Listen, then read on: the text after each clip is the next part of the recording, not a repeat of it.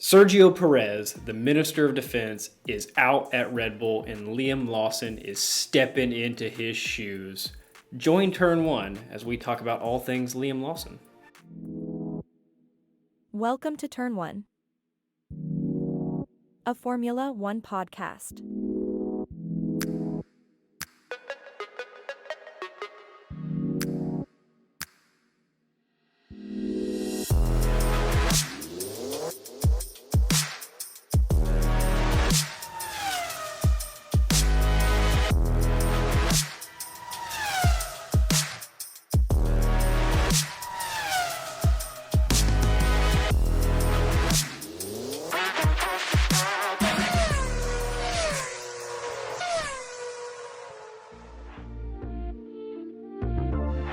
Now entering the grid. Here are your hosts, Thomas and Jeremiah. Welcome to Turn 1, a Formula One podcast. We're your host, Thomas. And Jeremiah.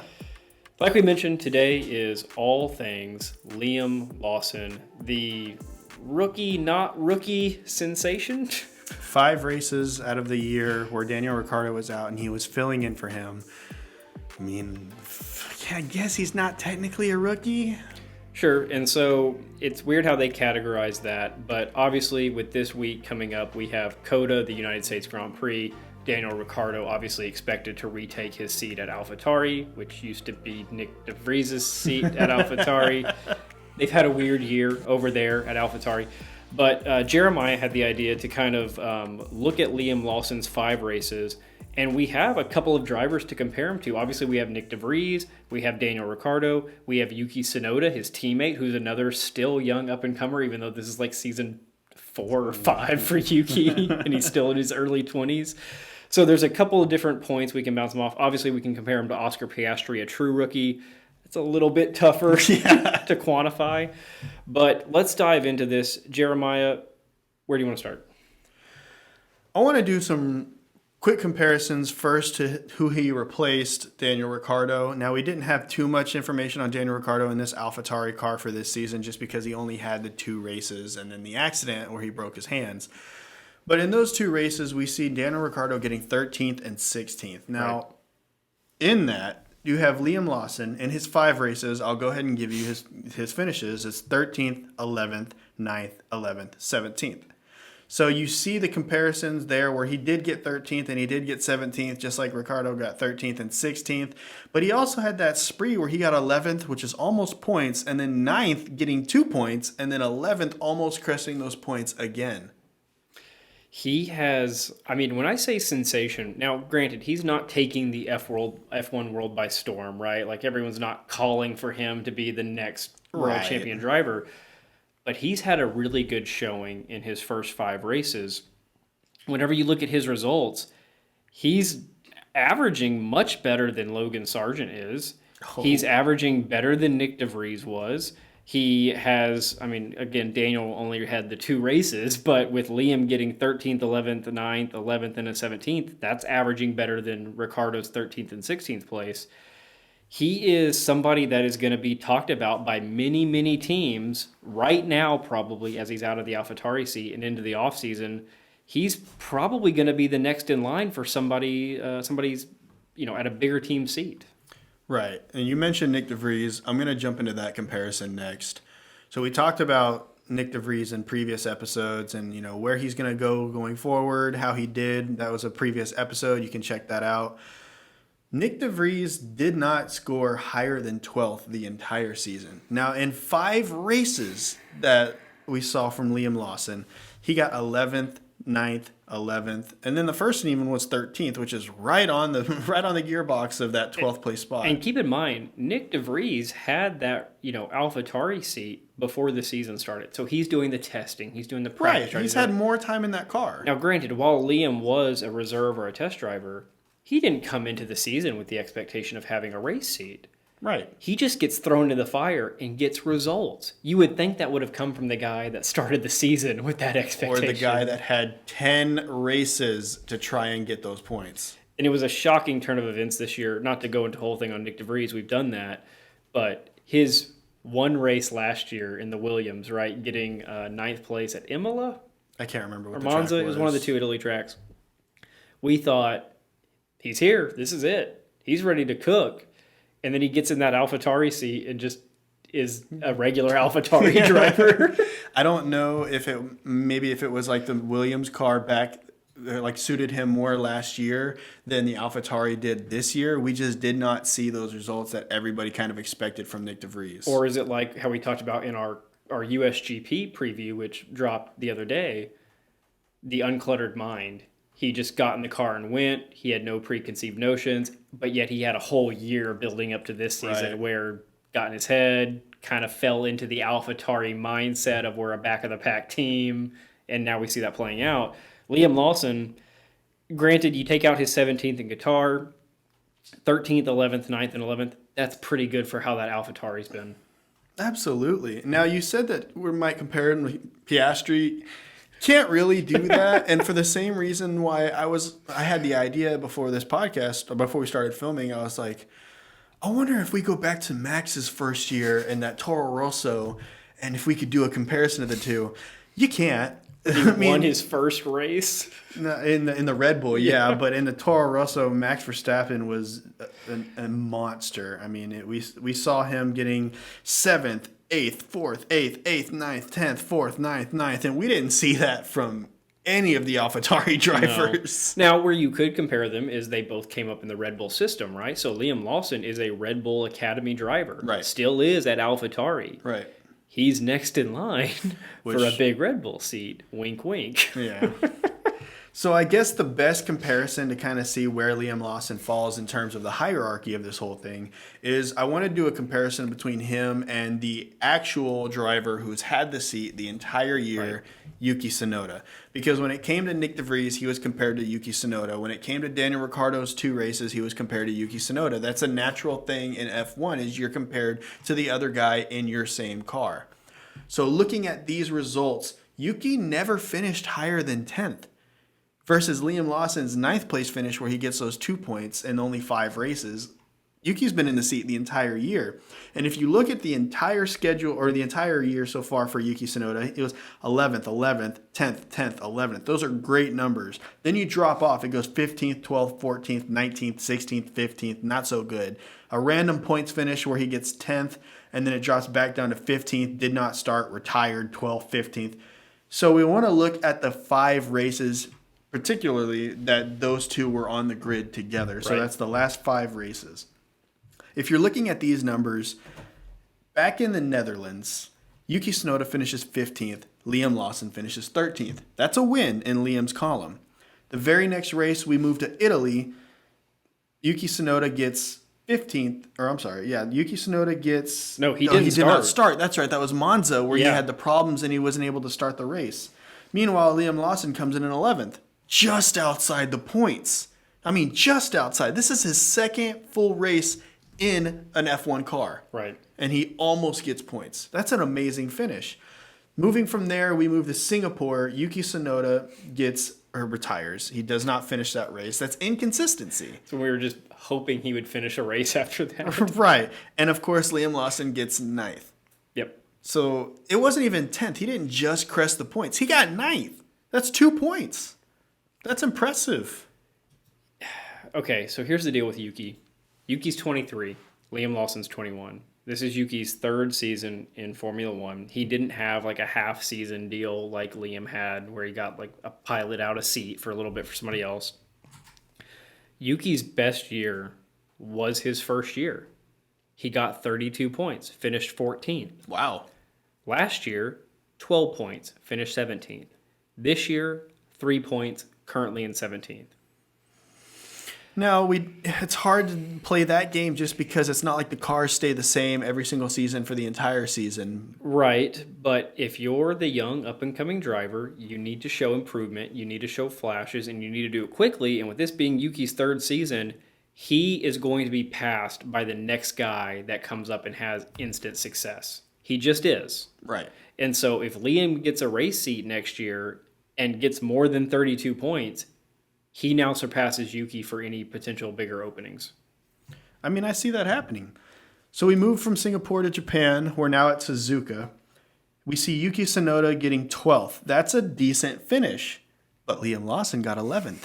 a better finish. Exactly. Not by points, but in terms of racing. In terms of positioning, in terms of actual on-track finish, where you finish the race, he got a place higher than Yuki. He finished ahead of Yuki.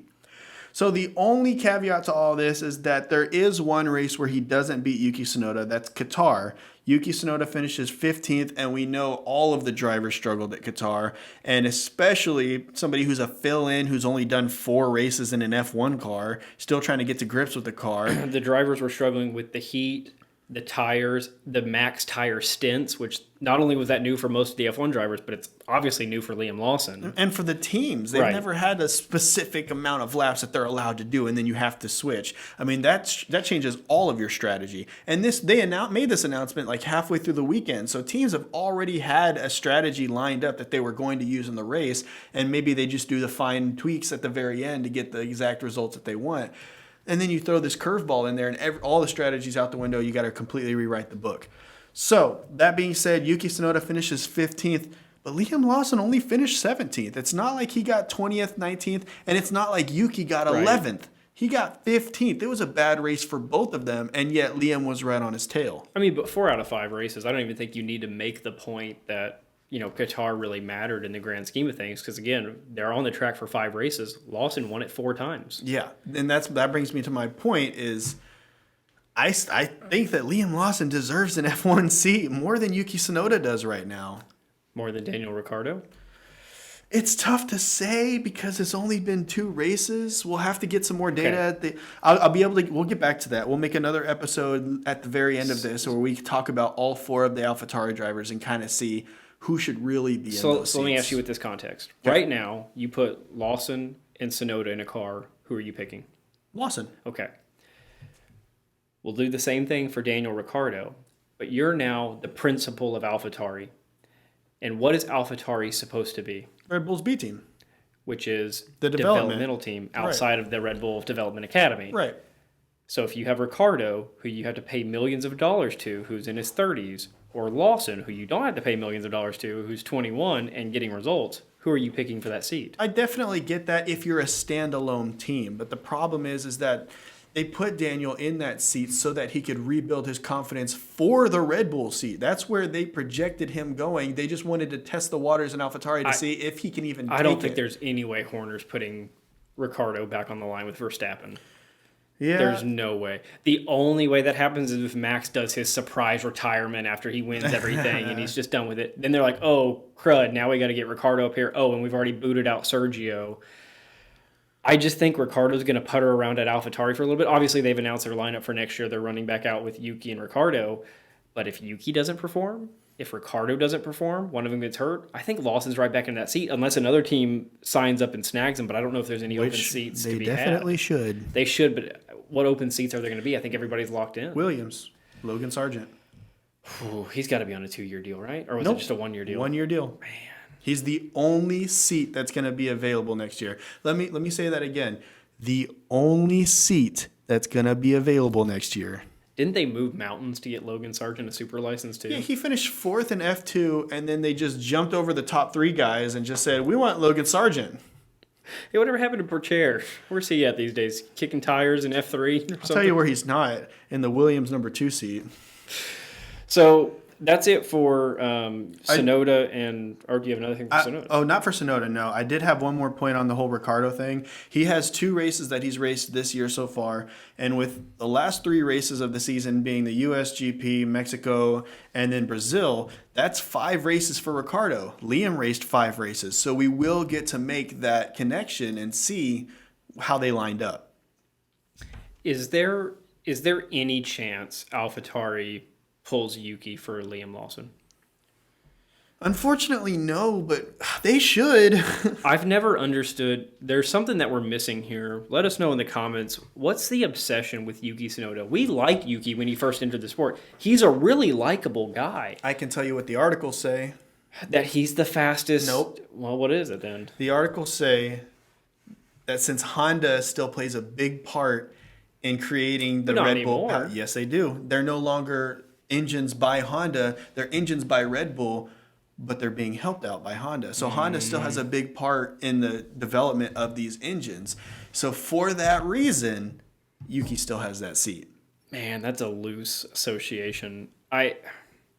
Look, again, I like Yuki. I think still one of the funniest F1 videos is when they're like, what's your goal in your career? And all the drivers are like, it's like a montage of like 19 drivers say, to be the Drivers' Championship, to be the World Drivers' Championship, to win the WDC. They get to Yuki. I can open a restaurant, I guess. He's like, yeah, I'd like to open up a restaurant. It's like, hey, you focus on one career at a time. Make your goals about this career first, then move on. But just things like that. And then obviously we had the time where they got all the drivers together and they were like, hey, who would win at karting? And they all say Yuki Tsunoda. And you're like, okay, he's got the ability, but it just doesn't come together on track. And I guess if you put him in a better car, he would have better results. But you could say that about any of the drivers. They're the best drivers in the world. Right. I don't know if he's blowing people away if he's at Red Bull. Now, granted, he didn't get the Red Bull seat chance like Alex Albon did and like Pierre Gasly did, right? Right.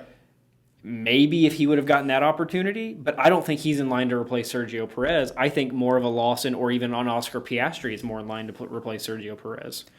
So I just pulled up Daniel Ricciardo's first year in the Toro Rosso. Okay. From whenever he was a young up-and-comer.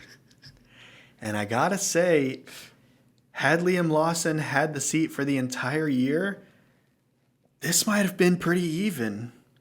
Daniel Ricciardo gets 9th, 12th, 17th, 15th, 13th, retired 14th, 11th. That's about the same finishes that Lawson was getting, but he gets 9th, 10th, 10th. So he's got points finishes, but they're nothing crazy. Liam Lawson was getting 11th, 11th, 13th. I mean, he was right there in the action.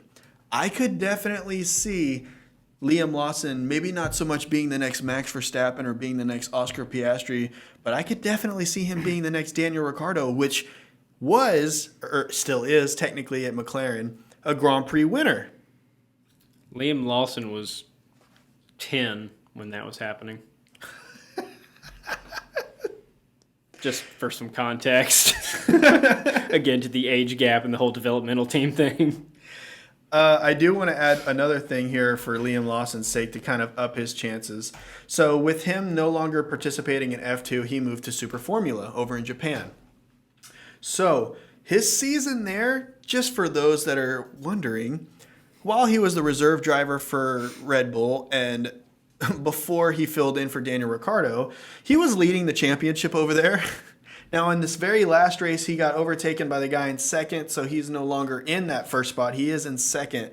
But he's simultaneously racing in 2 different seasons and doing well in both. Now, you got to think about this because it's not like he was an F1 reserve driver who got a couple practice sessions, maybe did some testing, and then just did the simulator for F1. Right. He was racing a completely different spec car for all of this season and then jumps into an F1 car and performs. Let me add this little nugget for you. Let's hear it. 2021. Okay. Red Bull had just let go of who? Alex Albon. Where does Alex Albon find himself? None other than the Dutch Tour Wagon Series. And who is he lining up on the grid with? Not only Maximilian Guts, not only Marco Whitman, Names we've never heard. not only Kelvin Vanderlinde, but Liam Lawson. So they were both in the series. They were both in the series. Alex Albon gets 6th. The year after he's kicked off the number 2 team in Formula 1 in 2021, he goes to Dutch Tour Wagon and places 6th.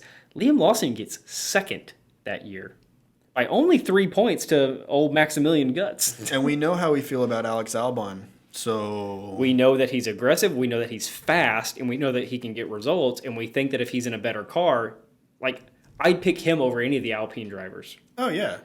So the fact that Liam Lawson in a fair series smoked him by, almost 100 points, 97 points or so. Wow. Yeah. Okay, so hope for Liam Lawson. I would definitely like him to have an F1 seat, without a doubt. Yeah. With how much they had to do to get Logan Sargeant, I don't know if Williams would do that. Because he brings a market, he brings sponsors, he brings so much that, the New Zealand guy doesn't bring, So It would be interesting to see. I think he's more in line for a seat in a season or two, so long as there's no other up-and-comers that show up in that time. Because that's the part about Formula One that we've talked about before. I think we talked about this very early on in our podcast. These young drivers, they either come out of the gate hot and get a seat, or they find themselves in this weird middle ground of F2, reserve test driver, F2, and they never crack in. And I'm hoping that isn't the case with Liam Lawson. And maybe he gets a chance at another team this next season, but I think more realistically it's a season after that.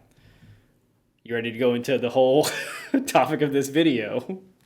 So whose contract is up in 2 years? So after next year, Sergio Perez is out at Red Bull. Now, there's a chance they extend him. With the results they're seeing this year, I don't think they would. Right. I think that he will stay through next year. I don't think that they're going to bail on the contract. Right. But man, if you're looking at it in 2 years, I know they're going to make a play for Oscar Piastri. Horner's already tried to get Oscar Piastri when he was younger, before he went to the Alpine system. Also has been trying to get Lando Norris, who is very high on their list. So he's going to be trying to make a move for one of them. And if at that point, if this time next year, Oscar Piastri is outpacing Lando Norris, or if they're giving team orders for Oscar to finish ahead, Lando could be doing the Daniel Ricciardo move of, I'm out at McLaren. I got to find the next thing. Oh, Verstappen's going to be done in a year at Red Bull? Let's go to Red Bull and I'll be the number one driver there. So that's a possibility. The Piastri thing is a possibility. Daniel Ricciardo technically is still a possibility, since their whole plan of bringing him to AlphaTauri is to break bad habits that he developed over at McLaren and kind of get his flow back. Right. And if he does, he would be, in my opinion, a better pick than Sergio. Now, it wouldn't be putting Max in there with another, Lando I would put above Daniel Ricciardo. I would put Charles Leclerc above Daniel Ricciardo. I'd put, one of those young guns, putting them next to Max obviously would be the best case scenario. But in terms of an improvement from Sergio Perez, I can definitely see Daniel Ricciardo getting that seat. That's 3 options right there. But if you look at the end of next year, going into the 2025 season, Lawson would only be 23 years old. That's young. He'd be exactly the age Yuki is today for a prime seat. And I would love to see that. And so let's look at this real quick to wrap up. Let's look at our options for the Red Bull seat. And let us know in the comments who should replace Sergio at Red Bull. Your contenders would be the McLarens of Norris and Piastri. The Alpines of Gasly and Ocon. More so, I think, Gasly. But I don't know if he's going to get another chance at Red Bull. So you have that. You have Albon, who I think will already be in line for another seat at that point.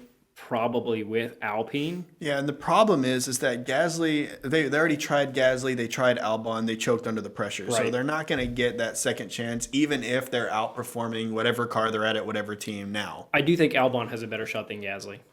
I can see that just because Albon's been seriously proving himself in that Williams. Albon outperforms a car. Pierre Gasly puts it about where it should be. About where it should be. I think Zhou Guanyu is going to be out.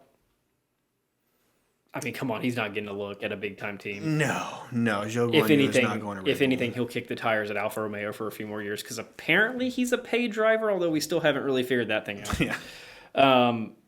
Logan Sargeant, Liam Lawson, Nick De Vries, Danny Rick. I mean, Liam Lawson would be in the top 3, I think, of any list that you put together. Nick De Vries isn't going to happen. No, absolutely not. No. In fact, he's already, I believe he's already on the list for 2024 in the Formula E series. So he's going back to Formula E. Didn't he win that? He did. Good, he can stay there. Jeez. Yeah, we were so hyped about him, too. I know. Okay, so, like I said, let us know in the comments where you'd like to see Liam Lawson go. Your vote is, though, taking out Perez. Yeah. I mean, it's not good. He's not going to stay there. I'm going to regret this so much, but I don't think Daniel Ricciardo goes to another team. You think he stays at AlphaTauri until he's done in Formula One? I think so. Who's going to give him a look? I mean, Alfa Romeo, like Aston. I guess he could do the Aston Martin, how they always have one old retired dude. I'm just always on the Daniel Ricciardo hype train, so I'm going to ride this Red Bull thing out until it's a guarantee it's not happening. Wasn't there the rumor that Vettel's looking for a comeback? Yeah, but they're also adding a team. Well, supposedly. But that's when Vettel would come back, because in 26, Vettel said he would only come back to the sport of Formula One if they worked on, you know what, we'll make that a TikTok. I'm going to save that. Who would you rather have, though? Vettel or Ricciardo? Vettel! All right, so there's another angle. Who would you rather have, Vettel or Mick Schumacher? Or sorry, Ricciardo or Mick Schumacher? Give me Ricciardo. I don't know, because Mick is young. He has time to get better. Costs millions in damages. At the moment, I'd rather have Ricciardo.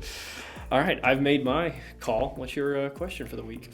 What's my question for the week? Yeah. Guys, if you think that Liam Lawson should come back, but only and only if he replaces Oscar Piastri, I think I agree with you.